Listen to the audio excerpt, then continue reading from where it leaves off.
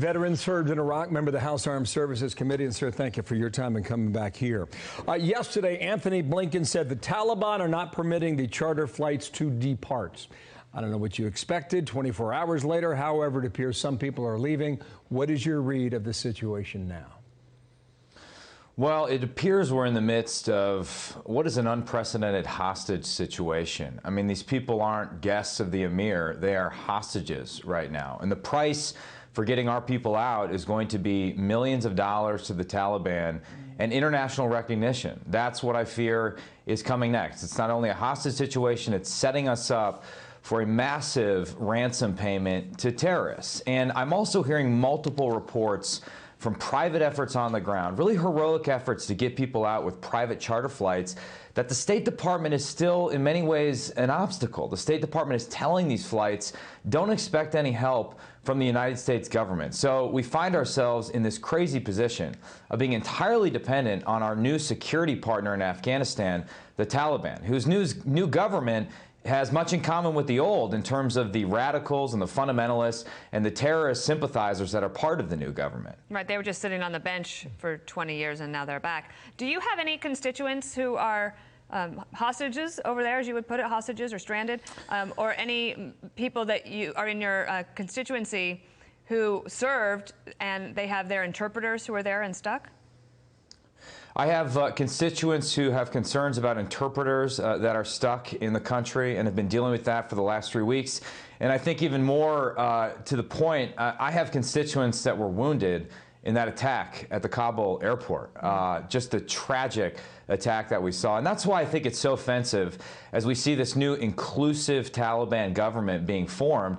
Well, it's inclusive in the sense that it includes the world's worst terrorists. It includes specially designated global terrorists who work with al-Qaeda. It includes many of the same Taliban leaders who were there prior to 9/11. And it includes 5 of the former Guantanamo Bay detainees who former President Obama traded for Bo Bergdahl in 2014. So meet the new Taliban, same as the old Taliban who enabled al-Qaeda to attack us 20 years ago on 9/11. Well, just to drive home the point, the Secretary of Defense yesterday pretty much said al-Qaeda's coming back. So we got that to look forward to.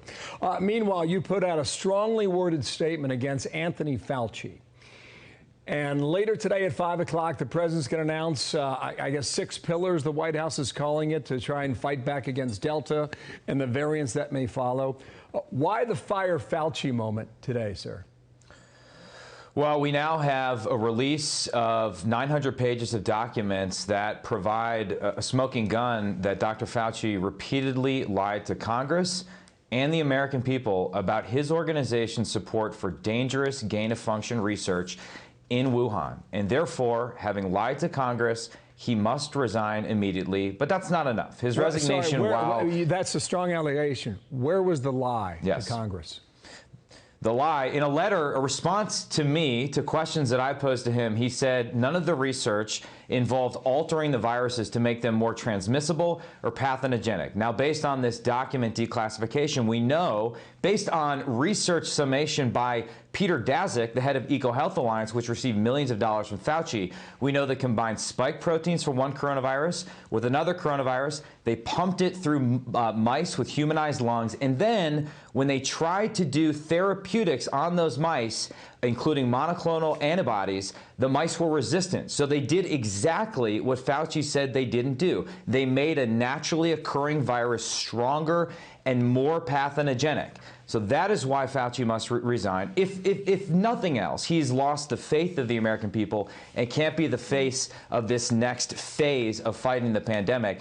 And I know these are different topics that may seem, Afghanistan and Fauci, but they have one thing in common, which is a failure to admit mistakes. If we don't admit and understand our mistakes, whether it's Biden bungling the Afghanistan withdrawal or Fauci funding dangerous research in Wuhan, we're doomed to repeat those mistakes. And if we don't get to the bottom of this pandemic, we will not be able to prevent the next pandemic.